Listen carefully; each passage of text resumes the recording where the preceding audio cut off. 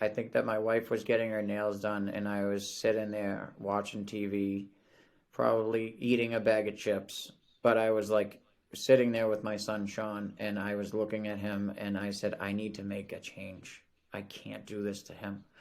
I can't be this father. I am not this father in my head. I know who I am as a person, and I want that to show on my exterior.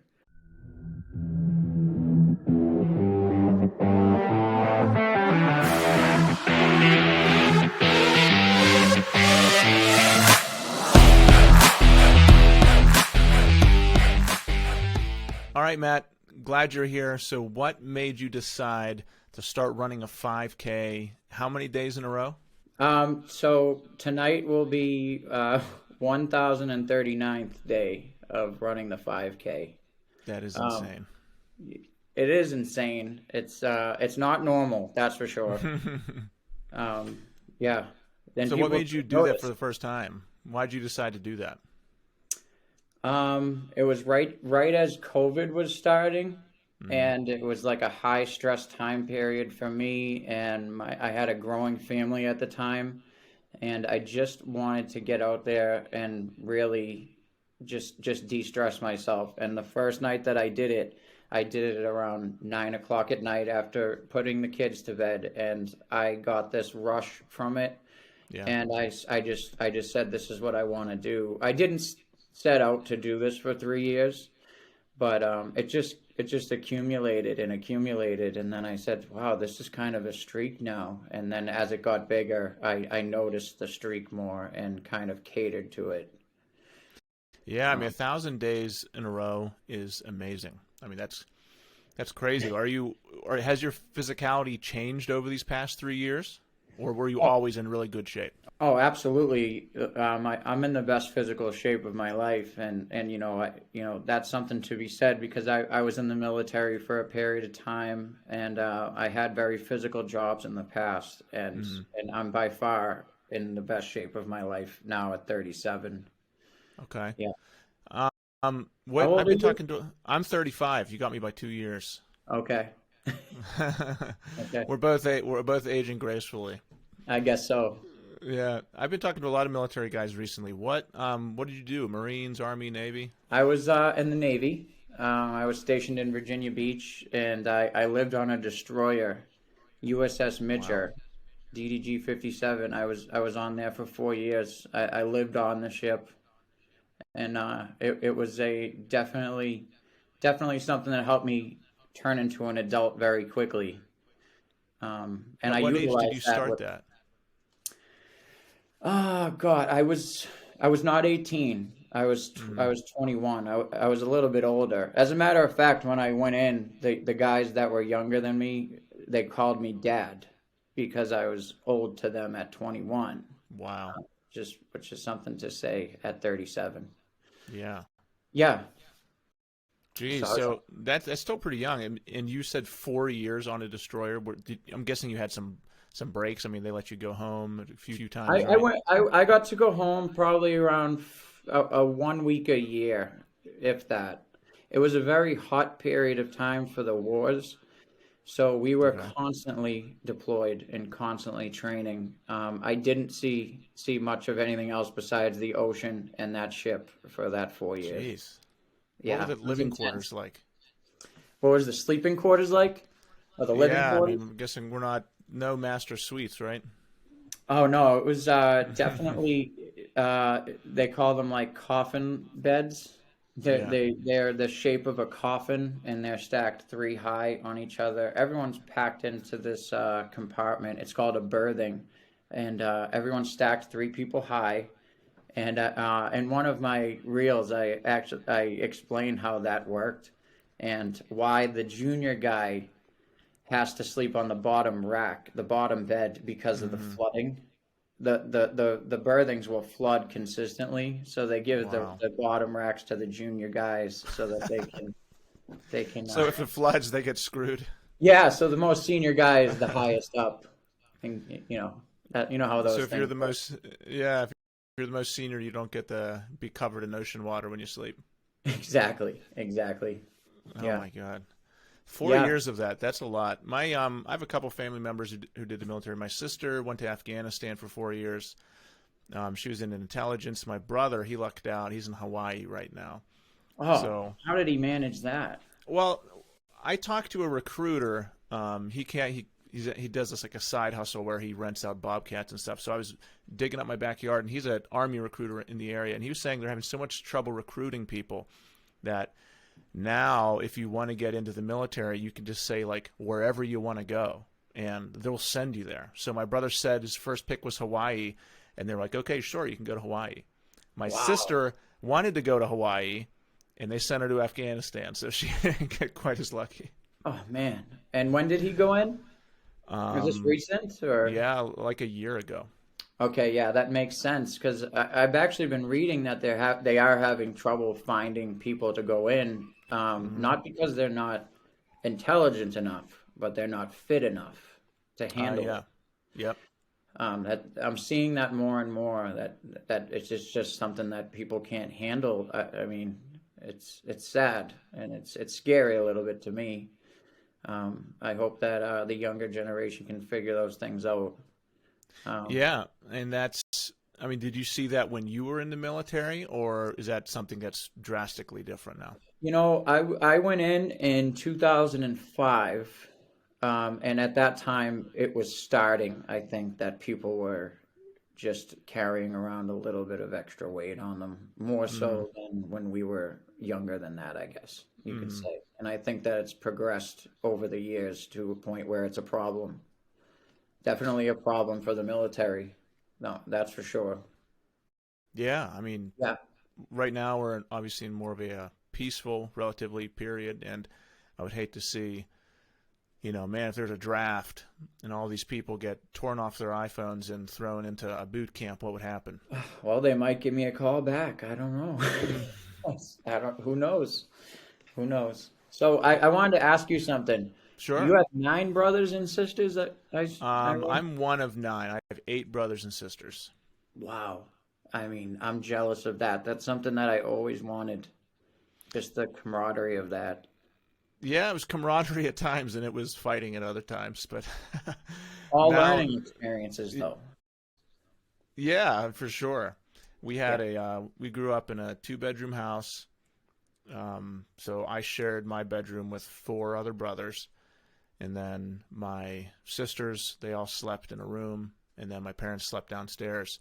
One bathroom.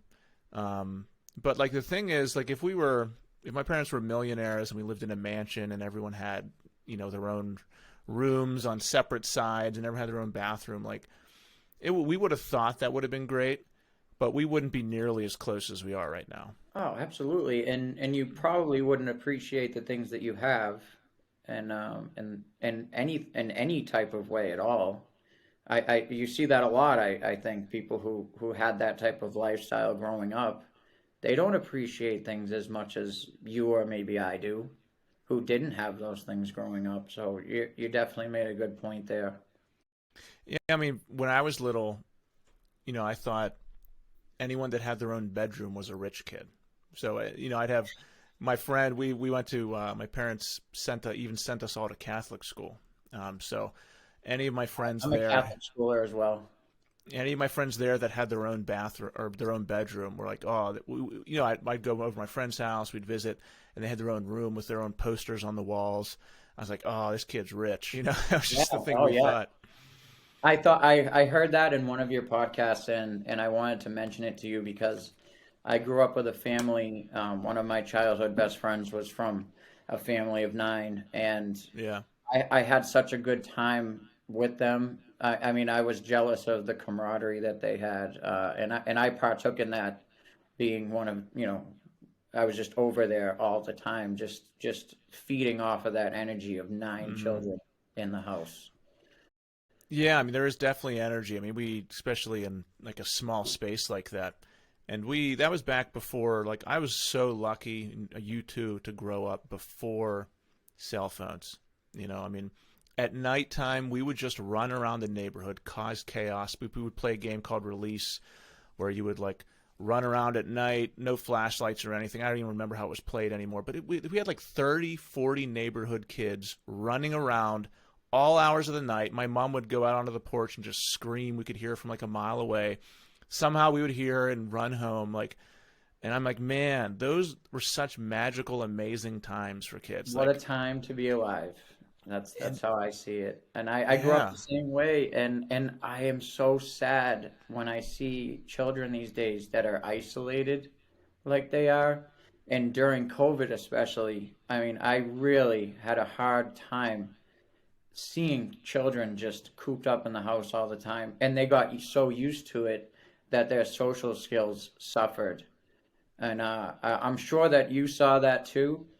And I was working with my children during that time with social cues and how to speak to other children and how to speak to another adult.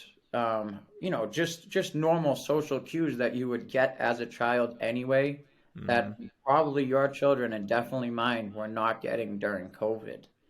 And that was a scary time, and it's still scary.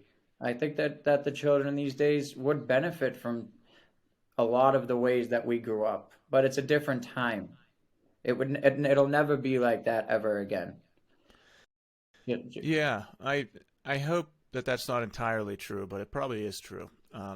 And like we as dads can put our kids in situations that help combat that. How Yes, old are your kids? I have a 4-year-old, Sean. Yeah. He's my oldest, and then I have my middle child is Liam. He's Mm, 2. He's a ball of fire, and that's amazing. I have a 4-month-old, Jack. Wow. Yeah, hands full, just like you. So three boys, Yep, my 3 sons.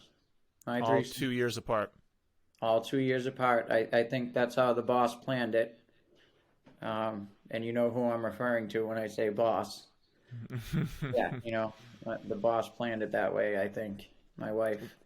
That's see, we had nine, like I said, 9 kids in our family growing up, and every single one of them was 2 years apart, all the way down. Did you like And it that way? Did you? yeah, I mean, as yeah, I enjoyed it because we were able to do so many things together at similar stages in our life. Like the older kids, like the order went like boy, boy, boy, girl, boy. So like the older boys all kind of grew up, um, and like all of us who were in a chunk all kind of grew up doing the same type of thing together. Like we all played sports together. We were on the same sports teams. Our Catholic school was so small that like my oldest brother's class had 3 kids in it, so they just merged it with the class underneath. Like those, so my oldest 2 brothers like even went to school together in the same grade, pretty much. Um, so it was nice being able to share phases of life together. But Right. the and like the oldest compared to the youngest now are in completely different stages of like life. The youngest is the one who's in Hawaii. He's single. He's living it up there right now. And Yeah. the oldest, is 39. He's got 4 kids. He's successful in what he does. And it's just so like between the ends is very different. But within there, everyone has like their own relationships and their own phases of life and their own things they were able to do with each other. So, yeah, I would prefer that over a huge span of years between. Like I know some people that have they're 18 and their younger brother is like 8. Like that. Right. That's a completely different type of relationship than if you're 18 and 16. Right. Right. Exactly. And that makes me feel good about the distance with my children, because I see the bond that they have. And there's just little special moments that I see that really get me going, because I just love being a dad, and I know that you do too. But I'll be in the other room and I'll be cooking, and they'll have some alone time amongst each other. And I'm really talking about my 4-year-old and my 2-year-old right now. But they'll start speaking to each other like really like brothers. But hmm it's just how they speak amongst each other when they don't think anyone's listening. Yeah. I hear that bond start to develop, and I just start smiling because I know that spark is happening. The one that you were saying with your brothers, like that bond, it's starting out, and at least I know I'm doing one thing right, keeping them close and Oh my together. God, yeah. I You mean, know? that's there. It doesn't, like, for fathers, if we always put so much pressure on ourselves to achieve and do certain things, but if you're raising happy kids, like, that's an amazing accomplishment. So many kids are miserable. So many kids, parents, you go to the restaurants and there's four people at a table, everyone's staring at an iPad and phone and doesn't talk to each other. Awful. Some kids grow up like that. Like, if Yeah. you are raising happy kids that like each other and love each other and that are friends, I mean, in a way, like, you've won, man. Like, you've done an amazing thing that so many kids will never experience. Yeah, that's a good point that you made, and I would go out on a limb and say that that is the most important thing because if you don't have that, let's just say you weren't happy. Let's just say your children weren't happy, but you were a millionaire. I mean, is that successful? I wouldn't say that that's successful. I mean, at least for me, that's not what I'm striving for my kids to have. I'm not striving for my kids to be millionaires. I don't see that as the pinnacle of success, and I'm sure that you agree with me. I see moments in time shared together in a genuinely happy way with deep connection is probably the epitome of a successful life lived. Absolutely. And, having 5-year goals is one thing and it's important, but the daily interactions that we have with our kids, with our wife, and the kids have with each other, they accumulate and they're important in and of themselves. Like, the interactions they have at dinner time where they're happy with each other, where they're talking, those are super important. And those multiplied by 100 times a day, times 365 days of a year, times 18 years, like, you just grow happy people. And if our country had more happy people in it, like, we wouldn't have as many problems and the world wouldn't have as many problems. So, like, if every Right, father just made sure that happened in their house, how right, quickly could the world change? right. And they see it. The children see what the world is like. I mean, even at a young age, I'm sure they see how it is out there.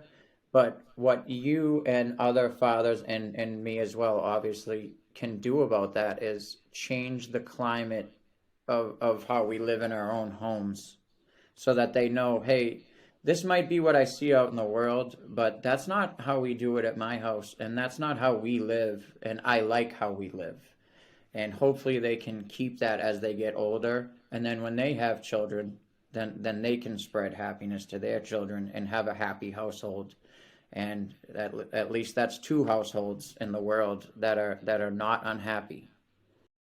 Yeah, it's Um, like anything you do. I mean, it's like, creating good financial habits. It's, if you splurge today, it's not a big deal. But if you right, splurge 2 times a week, 52 weeks a year for 10 years, then guess what? Maybe you can't retire. right. It's daily things, daily habits that accumulate and they either compound positively or they compound negatively. Yep. And you just need to prioritize what's important to you as a father. And I just want to say, at least for me, what the most important thing for me is making time for my children, but also leading by example. And I'm a huge advocate for leading by example and not just saying to my children, this is the key to life. This is how you live. And then whatever I said to them is the opposite of how I live my life. I mean, and I never wanted to be a walking contradiction for my children. So I really made it important to show them like, hey, I tell you to do this because I do it myself. You know what I'm trying to say by that? Just Absolutely.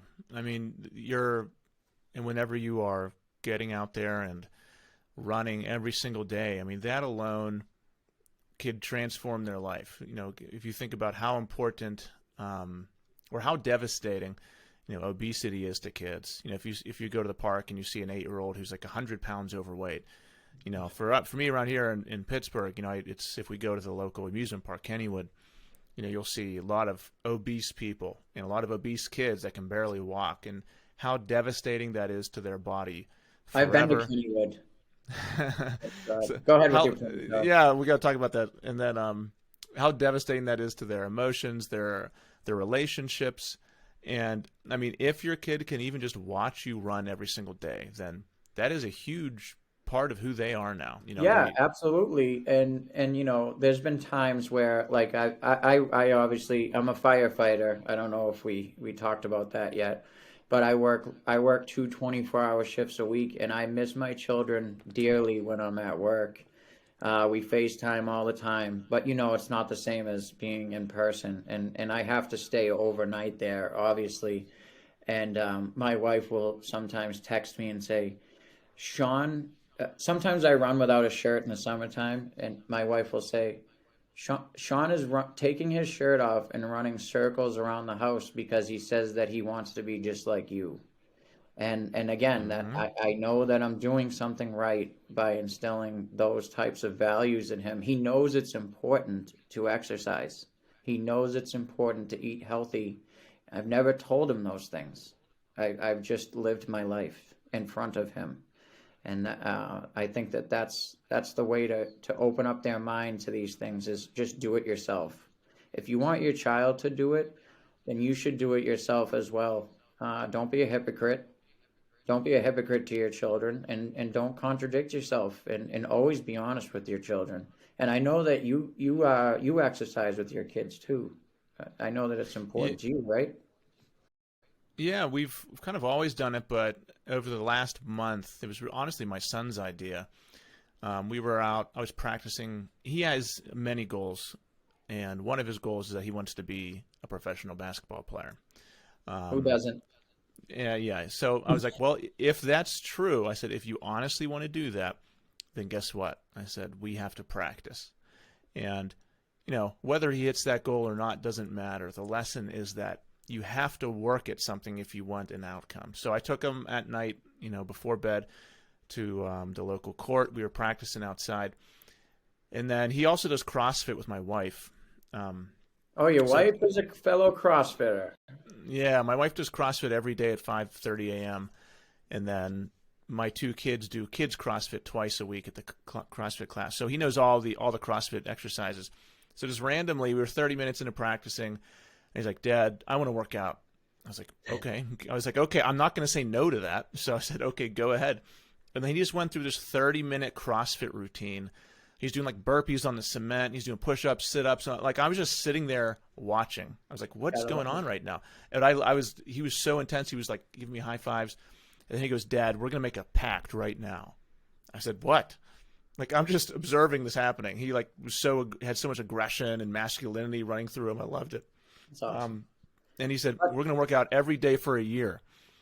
So I said, "Okay, I'm in." He's like, "Let's do a spit oath." I said, "Let's do it." Even though it's gross, I don't care. I'm not going to back down. I'm only going to encourage those kind of thoughts. So I said, we did a spit oath, and we're on day like 38, 39 right now. he's And we, sticking to it. That yeah, that's great. That's great. I mean, it's showing that he's persevering through what he wants to do. He's not just starting something and stopping it. And I'm sure that he's gotten that from his parents, or you in particular, like that. I'm going to start this and I'm going to keep going. And that's awesome. That's awesome. I love that.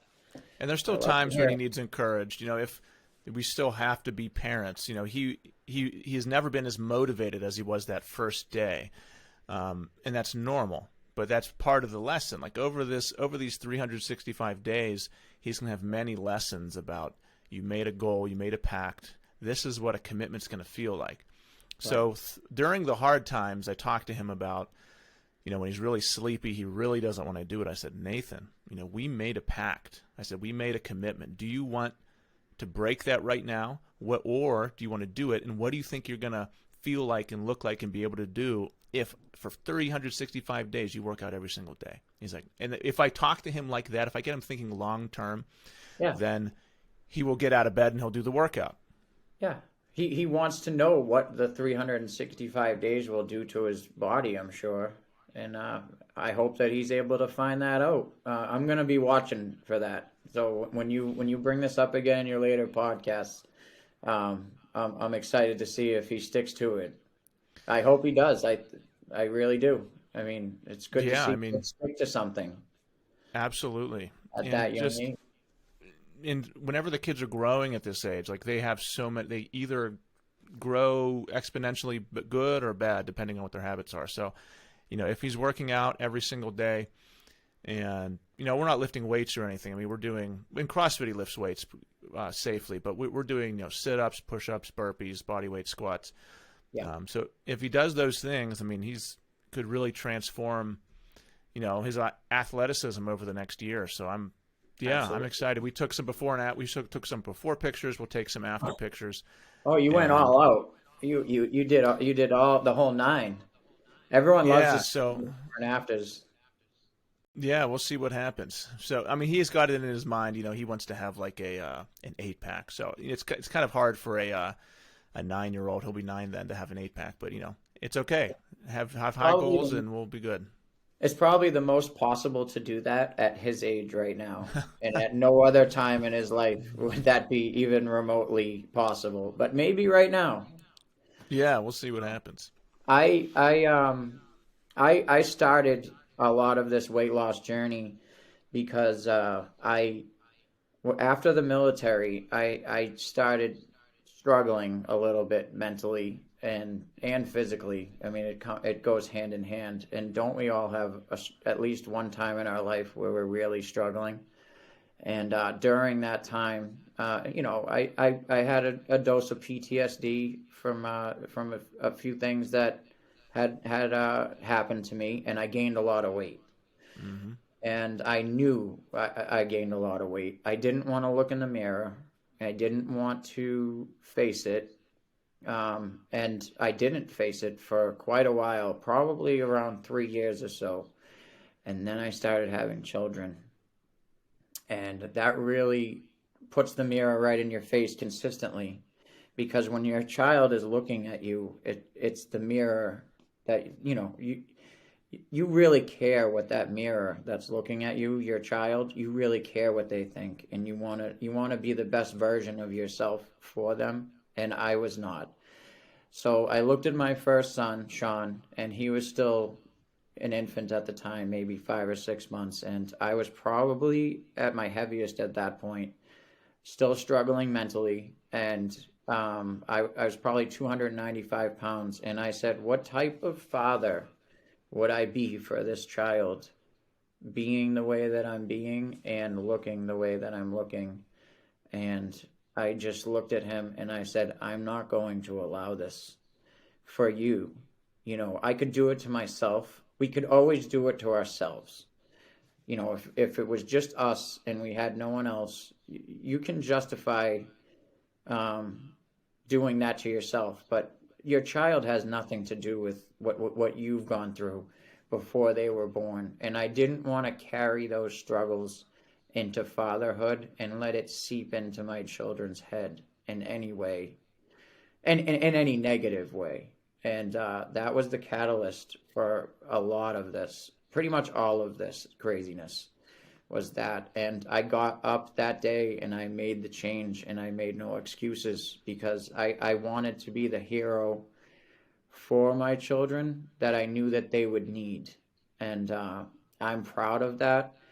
And I'm excited to be on here to just, even if there's one person out there that sees this that feels like they're overweight, or they're not showing up the way that they would want to for their kids, to the point where they're ashamed when they're laying in bed at night by themselves. They're ashamed of what they're doing. I just wanted to come on here and say that you can change. I mean, it's not like you're stuck that way.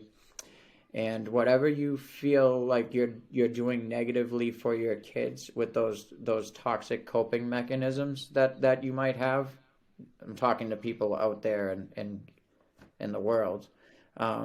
You don't have to stick with those things. That's not a forever thing.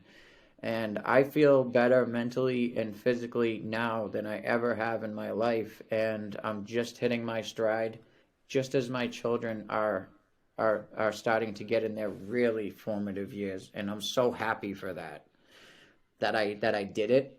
Now I can look back and say, wow, if I didn't do that, I would be this or that, and I'd be 300 pounds. I'd be still using toxic coping mechanisms to get through mental illness. And I'm glad that I asked for help too.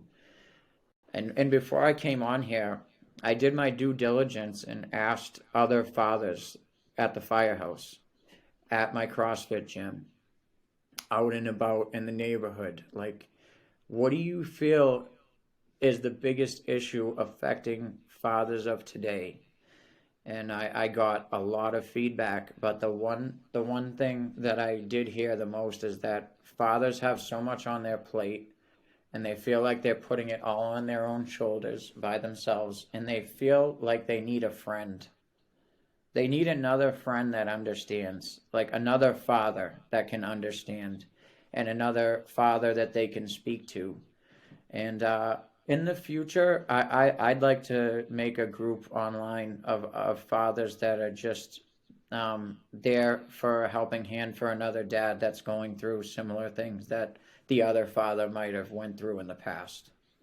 But yeah, the isolation and the lack of friendship between grown men, I think, has changed over the years. I'm sure, did your father have many friends? I mean, in social situations, he probably did through church and school and people he could talk to. Yeah, I mean his group of friends was probably relatives and church friends. But he had someone that he could speak to that he knew had his best interests at heart, at heart. Like they wanted to see him succeed, and he could go to them and probably confide in them and trust their opinion. I think that that's lacking in this time period for fathers. Really, I just go ahead. Yeah, no, definitely. I talk about that a lot as a guy's need for friendship. So let's go back to you personally. So you said you were 290, right? Yeah, I was like 293. What do you weigh now? I fluctuate between like 188 and 193. So you lost like 100 pounds. I lost 100 pounds. Yeah, I lost it very quickly. I was very maniacal in the way that I approached it. I'm a Now, city kid. was this all? So before, did almost all of this happen during your running? Like, were you 290? Then you decided to start running every day? No, actually, I had that moment with my son Sean. It was this. I remember the day and everything. It was a Mm. Saturday afternoon. I think that my wife was getting her nails done, and I was sitting there watching TV, probably eating a bag of chips. But I was like sitting there with my son Sean, and I was looking at him, and I said, I need to make a change. I can't do this to him. I can't be this father. I am not this father in my head. I know who I am as a person, and I want that to show on my exterior. And I made that decision then. And when my wife came home, I said, I'm going to go to the grocery store.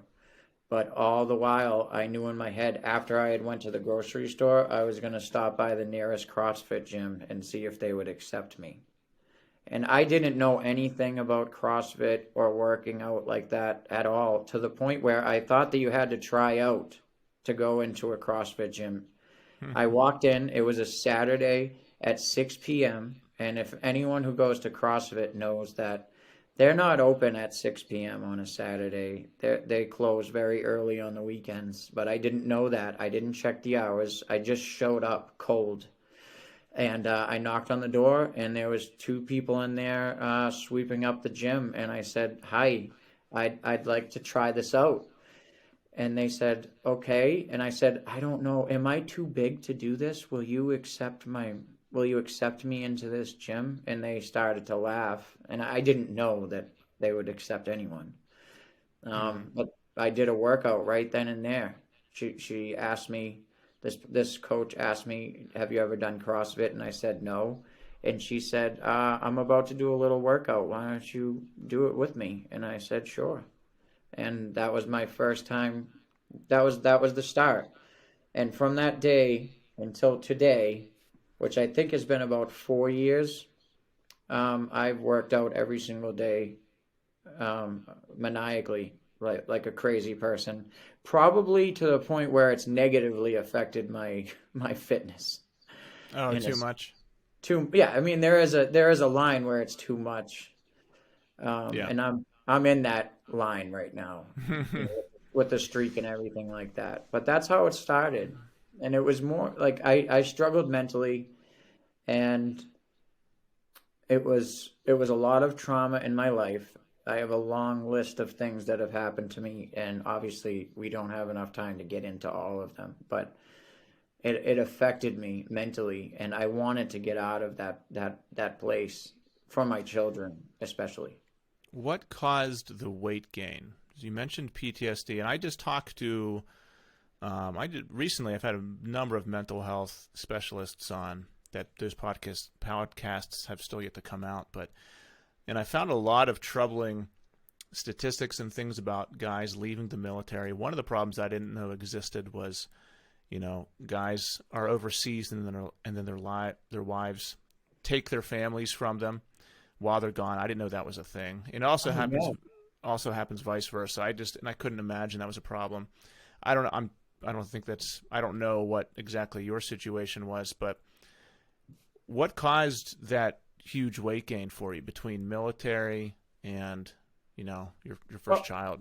well, I pretty much looked like this in the military. How you Mm, see me now? I mean, give or take 5 or 10 pounds. Not in as good of shape, but the weight gain was caused by probably me using that as a coping mechanism for comfort, in that mental illness part of me.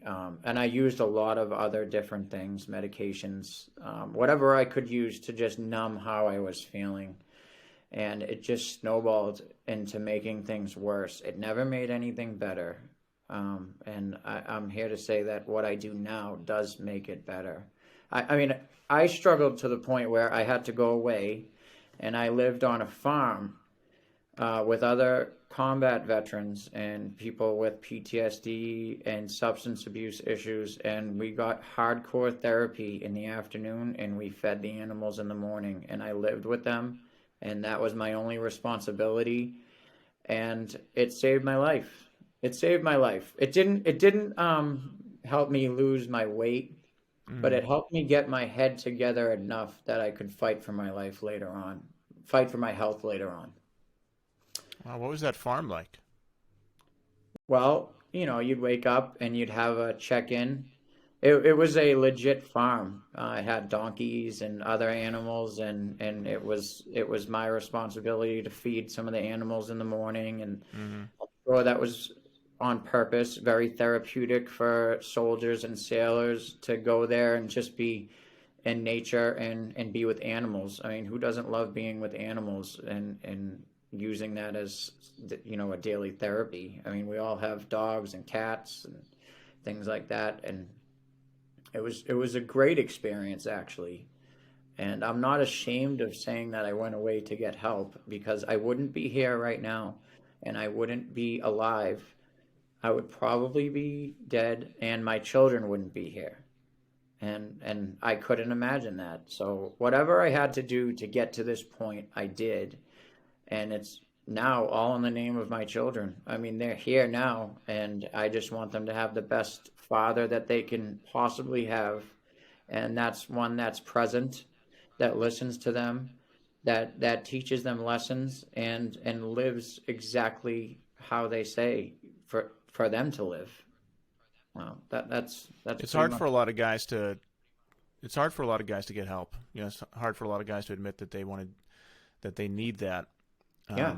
So kudos to you for doing that, and also for Thank you. letting other guys know that it's okay. It's sometimes just one other person to talk to can say something in the perfect way that makes everything make sense. Absolutely. Like, hey, I've been in your situation. You see how I live my life now. You see that I'm a happy man, that I have these things going for me, and that I live a fulfilled life. Do you want that? And almost 100% of the time, of course, they're going to say yes. And then I'll say to them, well, you need to ask for the help if you need it. And that's the hardest thing for those fathers to get over, is asking for the help. It's like, no, I don't need that. I don't need to ask. Like, I'm strong enough to get through this. I can just do it myself and get through it without asking for anyone's help. But Mm-hmm. just as raising children takes a village, I think that rehabilitating an adult male from mental illness and other things, it takes a village too. And you need to ask for that help, because no one is just going to say, hey, that person right there walking down the street needs help, and I want to help them. You have to ask for it. And until you do, you're going to be stuck in the mud, and you're not going to go anywhere. You're going to sink, pretty much, is what I'm saying. What took you from being at the farm and having, going through that therapy to your decision to lose the weight, start running? Like, what was that in between period for you? Okay, so that's a good question, actually, because I said the farm. Can I plug the farm's name? Yeah, I don't care. On-site Academy is the name of the place, and it's a beautiful place in Massachusetts. Um, yeah, that took care of a lot of the mental issues that I was going through, just shame and guilt for the way that I had reacted to things, and it really helped me a lot. And after that, I felt better mentally. But what was really debilitating to me after that was how much I weighed, and I needed to take care of it. It was like I was halfway there, but not all the way there. And the next piece to that puzzle was for me to get back in shape. I mean, I'm a firefighter. Sometimes they are very, very blunt, and I've been called fat. I've been called a lot of different things at the firehouse, laughed at about my weight. Light joking, but between guys, but it still gets to you on the inside. You might laugh at it, but on the inside, you go home and you're thinking about what they said, and you grow almost resentful of it. Mm. And it was definitely a small catalyst to why I started. But now that I've lost the weight and I am where I am, I'm like maniacal on being the opposite for others. Like, if you have an issue, I have respect for it. I treat it with kid gloves. I treat it very gently, and I'm serious about it. And it's not a joke. It's not a joke that you're overweight. It's not a joke that you're struggling mentally. It's none of that is a joke, because people are relying on us at this age. We have children, we have wives, we're in the community, we have professions, we have jobs. We're leading another generation at this age, and I don't think that people in their mid 30s and 40s really realize that all the time, but I do. And I want to be a helping hand to anyone that struggled like how I did. And everyone has struggles like that. So I want to help everybody, pretty much, is what I'm saying. Anyone who's willing to get the help, I want to lend them a hand. And that's why I'm on your podcast. And that's why I'm all fired up about all this stuff, because I'm on the other side now, and I'm mentally and physically ready and willing to help others, especially fathers, gain their groove back however I can. I mean, I'm just starting out with this, but it's very important to me to not approach it how I was approached by other people in my circles. I mean, there were times where I was laughed at, and I remember that. It hurts. I'm a prideful man. I feel a deep amount of respect for myself, and I wanted to show them. I wanted to show those people that took me lightly that that's not who I am. And now that I'm here, I think that those people that I'm speaking of, they can't even look me in the eye, and it's a great feeling. Yeah, it's But nice to show people how far you've come. yeah, Um, and it's hard whenever, you one small treat from you have good habits and you eat one cookie, and then that turns into the next day having five. And then before you know, 3 months have gone by and you're a different person. And then before you know it, 5 years go by and you've gained 60 pounds and you look at yourself differently. And that short little mouth pleasure turns into a completely different change in identity. And it honestly turns you into a different person. Yeah. And then you go from enjoying something to, hating the way you look. And then that snowballs into a whole myriad of mental and emotional issues for guys. Yeah. And like I've never been severely overweight, but like especially when my kids were really young and I was working too much, that was my biggest thing. Whenever I was at work too much, I didn't have time to go to the gym. But before, when I had that problem, I was up and down with my weight.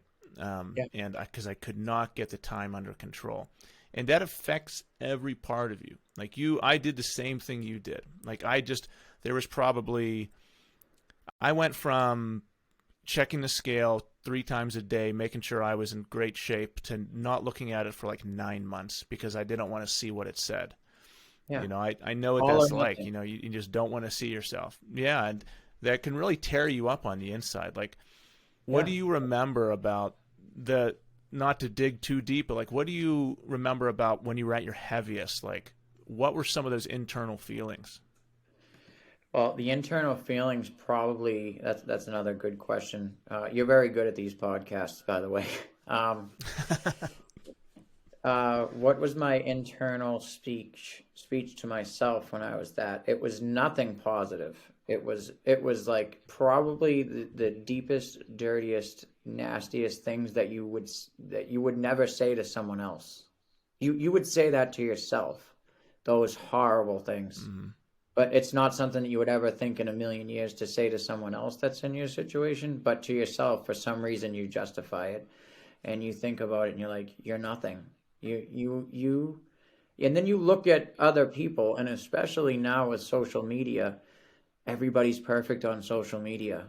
Everybody's got their stuff together on social media, and they have a snapshot of the perfect moment.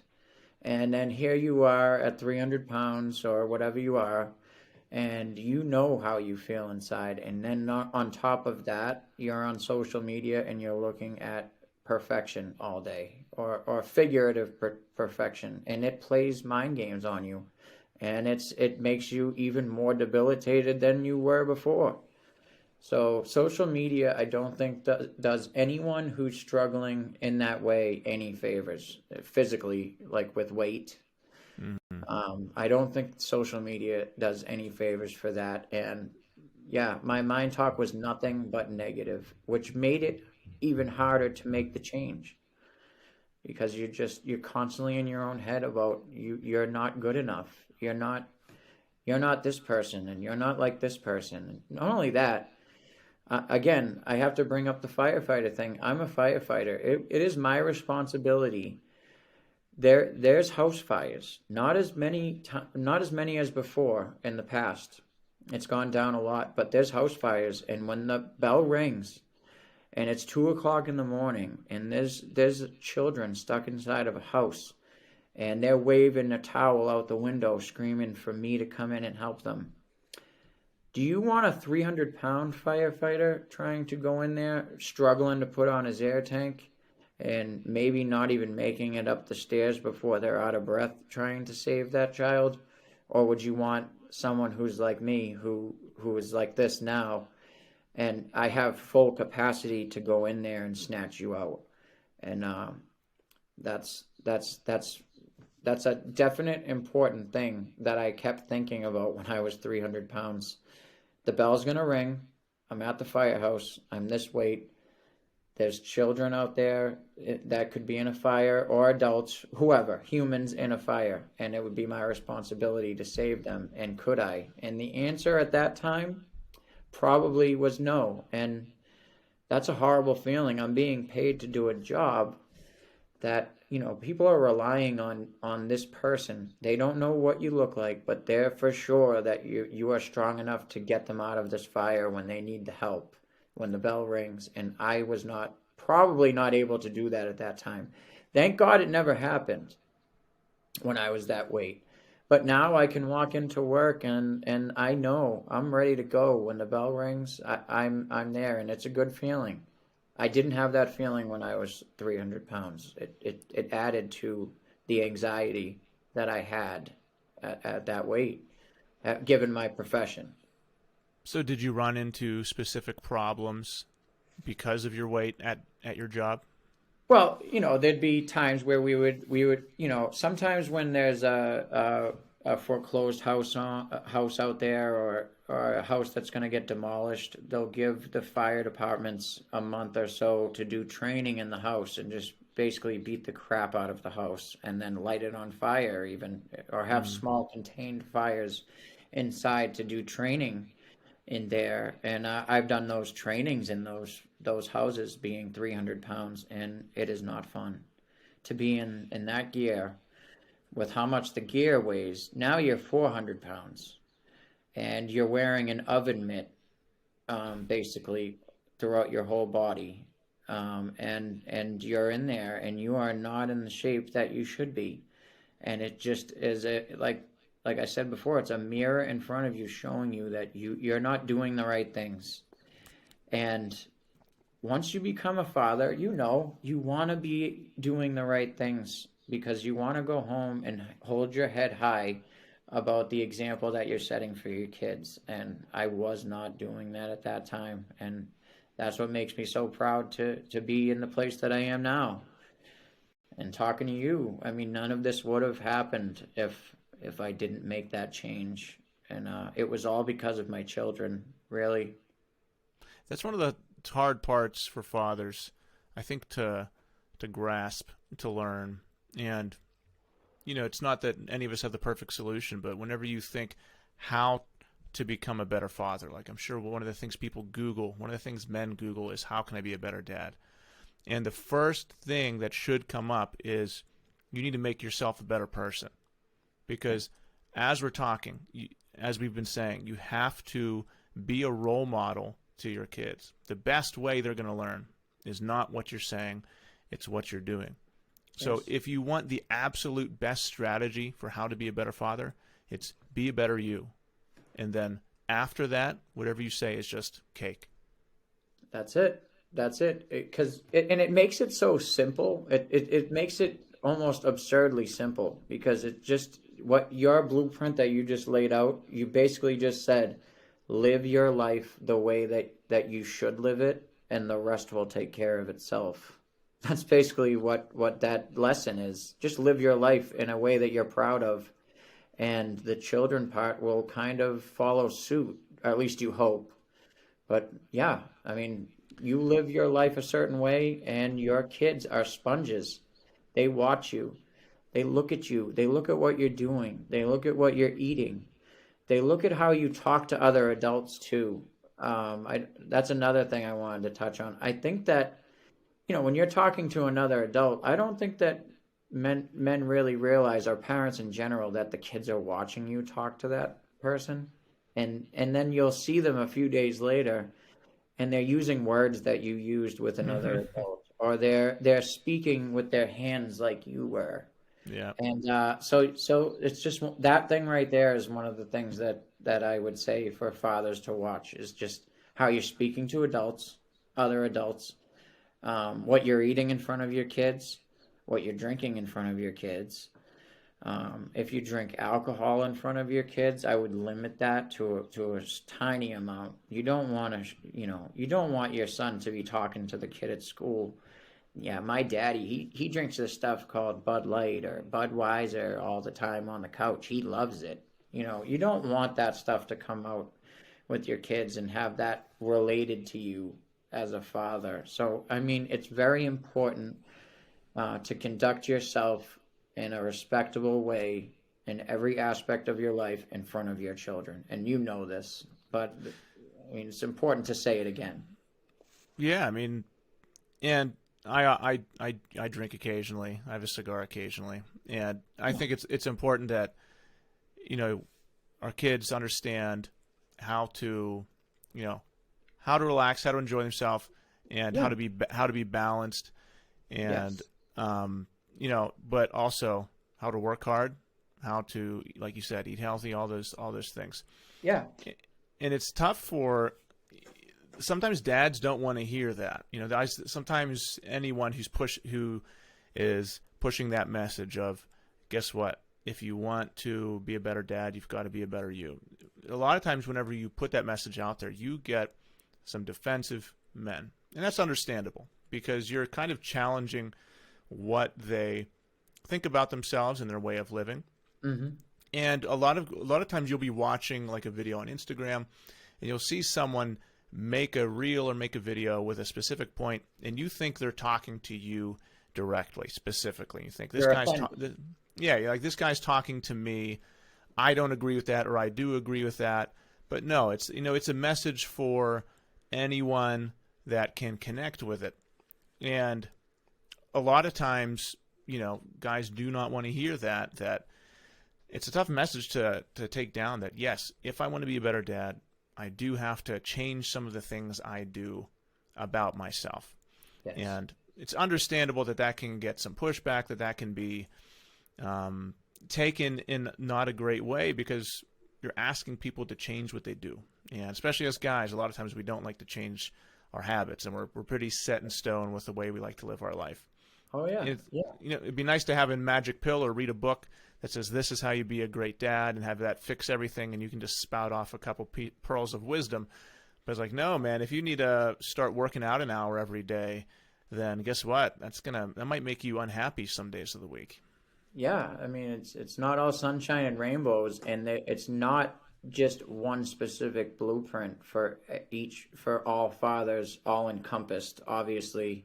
And I don't think that was the point that I was making, that this is the way you need to be. And you can have the beer. You can have that balance, obviously. But in front of your children, you need to be calculated with what they see, because they're sponges and they're gonna take it and run with it. And all I was saying is, fathers out there should probably just be more, try and be more careful with what they say and do in front of their children. And I think that they'll reap the benefits later on with how their kids conduct themselves. Jeff, how long do you expect to be doing your 5K a day? I don't know. As long as it's inspiring people, I'm so maniacal with it, and it's to the point where I don't think about the difficulty of it, or how, oh, this is so hard, and how, those things. I think about, is this inspiring people? And if it is, then I'll keep going, so that I can spread the secondary messages that I'm trying to spread, like I am right now. I mean, I'm using that as a podium to put my face out on the internet, so that I can tell my story. It's a story that's very relatable, and I care. I care about other men and other fathers that possibly went through what I went through, or similar ways, and that maybe they're still down and out, and they can look at my face and see me on here or on the internet in general, and just say, he did it, and I know that I can. I know that I could. And it puts it into their mind, and it starts to change in motion just by me saying my story. And so the answer to your question is, as long as it's making a difference, I'll do it I'll go as long as I can. But realistically, I'll have to change it up, sometime, and change what I'm doing. And I will. I'll deal with that when it comes. But I'm definitely going to hit 3 years. I'm Okay. definitely going to hit 3 years. That's coming up in like two months or something. Yeah. I'm not good at the math, but it's probably like 60 days or something from now. I'll hit 3 years. That'll be a big milestone for me. And then I'll play it by ear after that. it's just I want to keep inspiring. So, and this is the ball just started rolling with this and snowballing every single day, and I'm like, I can't stop now. I can't stop now. And I love to run anyway, and I Mhm. love being out in nature. If you've seen my reels, Rumley Runs Daily is my Instagram handle. If you've seen my reels, I love being outside. I love getting after it, and I love to write my captions and my stories. And I think that there's people out there that it's resonating with, and it's getting me fired up even more. I haven't been this fired up since I was a kid. And it's good because it pays dividends from my family too, because they see a happy father who's inspired, who's on fire about something that he's passionate about, and it makes them curious about what they're passionate about. And I ask them all the time, like, Daddy loves to run. What do you love to do? What is it that you love? And if they don't have an answer to it, they will. But I just keep introducing it to them. What's your passion? What's your passion? What do you like to do? Daddy likes to do this, and I like to lift weights, and I like to help people. And Daddy helps people at the firehouse. What do you like to do? What's your passion? So it pays dividends. What I'm doing pays dividends for my family, and in turn, that will allow me to get through a lot of egregious situations with this and keep going because it's a positive thing in the end for all involved. Absolutely. Yeah, I mean, you're providing an excellent model for dads all over the world, and especially, most importantly, your family. And that's I think that's the best final statement you can make about what you're doing. I appreciate that. So where can people, you mentioned your Instagram handle, where do you want them to find you? I want you out there to find me at Rumley Runs Daily, which is Rumley is my last name, Rumley, Runs Daily, and I post reels 7 days a week. 2 times a week, I do a treadmill 5K when I'm at the firehouse for my 24 hours, and I post a CrossFit workout on those days. And then the other 5 days of the week, I'm usually posting at between 10 and 11 o'clock at night after I finish my 5K. I post it. I have a topic for the night, and that topic has to do with a myriad of different things, but it's all about helping yourself be a better father or parent or person in general. And that's with the reel every night. And sometimes I do field trips on my runs when I have time, and I go to historical places around the Boston area. If you didn't hear at the beginning of the podcast, I live in Boston, and I kind of take runs or 5Ks around historical areas around here, and I explain those in the captions. Like I did Fenway Park, and then after I did the Fenway Park 5K, I wrote all about Fenway Park neighborhood in that. And so you get a little history lesson and a little inspiration and a little bit of running content with my stuff. Perfect. Thank you so much, Matt. It's been a Thanks, Chris. pleasure. Very glad we had you on. Oh, thank you very much. If you ever need someone else to come on, I'm always fired up to talk about these things. Yeah, whenever you hit your 3-year goal, we'll have you back on. Yeah, have me back on at 3 years. That works, man. Thank you.